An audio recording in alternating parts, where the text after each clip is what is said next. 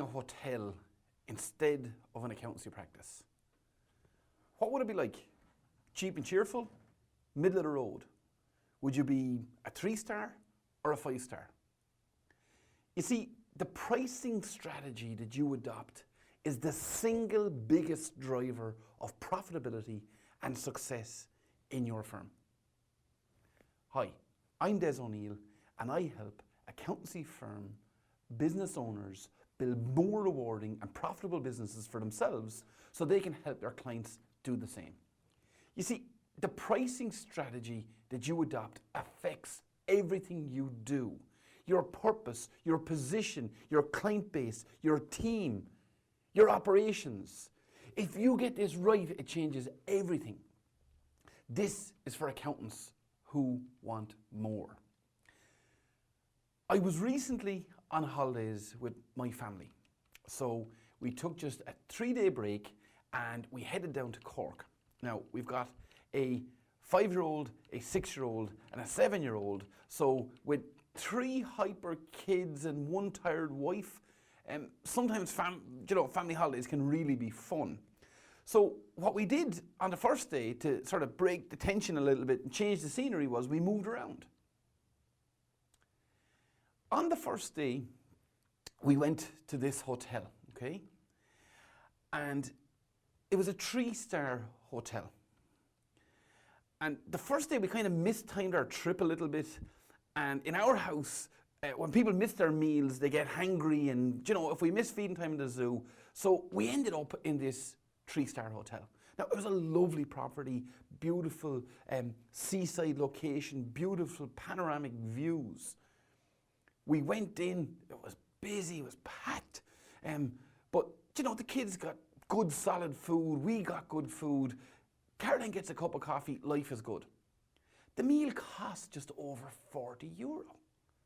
Now, the place is packed, which is always a good sign.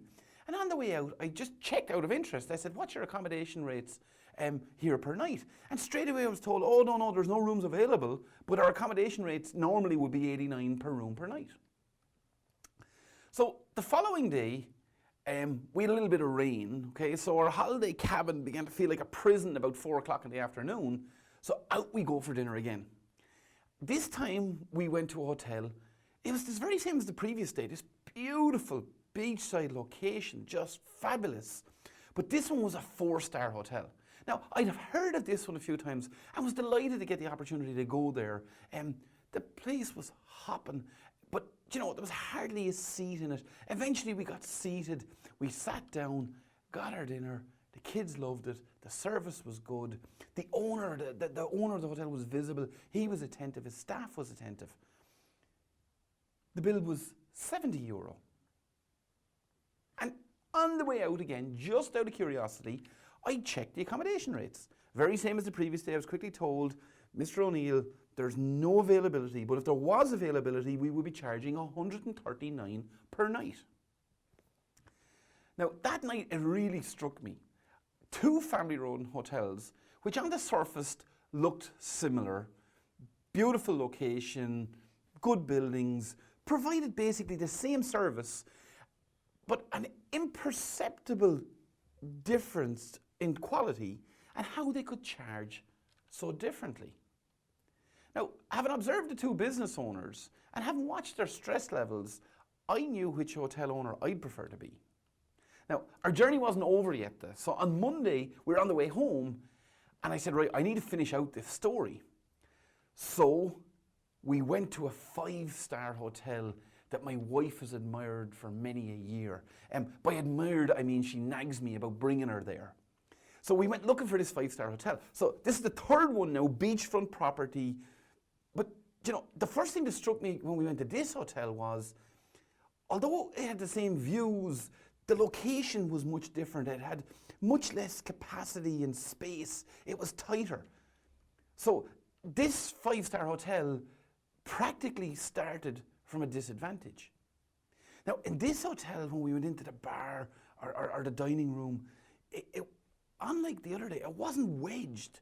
It was comfortably busy. There were customers, but there were loads of staff. They were very attentive. Good atmosphere. Same as the previous 2 days. We ordered our food. It came out. The kids loved it. Simple things like, do you know, they got their own gravy boat to go with their potato and vegetables. The lady who was serving us, she wasn't necessarily under as much pressure as the waitresses from the previous 2 days. She was a little bit more playful and attentive with the kids. She produced the colours. Do you know, we just finished dinner and my 7-year-old daughter seriously reliably informed me, Dad, this is my favourite restaurant in Ireland. The food bill here, very same meal as the previous 3 days, this time €95. Now, at €95, I actually expense that one because now I'm really doing market research for business. It's not just that we're having dinner out. On the way out, I did it again. I checked about accommodation. There was a difference this time. Oh, of course, Mr. O'Neill, we do have availability tonight and the room rate is $319. Would you like me to book you in now? So, here's the thing. Like, what type of a firm are you? Are you a 3-star that is cheap and cheerful, charging $45 for dinner and $89 for accommodation? Or are you a 4-star who's now charging $70 for dinner and $139 for accommodation? Or are you a 5-star who charges $100 for a meal and double, triple or quadruple the price for a night's accommodation? Are you a 3-star firm who is wedged capacity with clients? Are you a 5-star which charges more but has capacity for the more discerning clientele? Which one of those hotel owners do you think has a more profitable and rewarding business? The cheap and cheerful who runs to stand still, chasing the market, or the more relaxed who has less clients but makes more profit and creates demand by offering a better product and service? What is the difference between the 3 hotels? They all started off with the same natural attributes. Actually, the most expensive hotel, the most profitable hotel, I would imagine, it had a disadvantage. They all had beautiful sea views, but its site wasn't as powerful. So they all started. What was the difference between the 3 hotel owners? At some point in time, they dealt with the psychology of price, and it led them on 3 very different paths. What's your psychology on price? What's your pricing strategy? What's your business model? Where are you now, and where would you like to be in your business? So, I'm Des O'Neill. Wherever you're watching this video, please leave a comment. If you want to find out more about me and what I do, check out theprofitpro.com. I always want to hear from you. I want to hear what you think or how things are for you. I want to hear how you feel about this video. So if you've got any value out of this, please share it with your colleagues and friends. And until I see you again, let's get it done.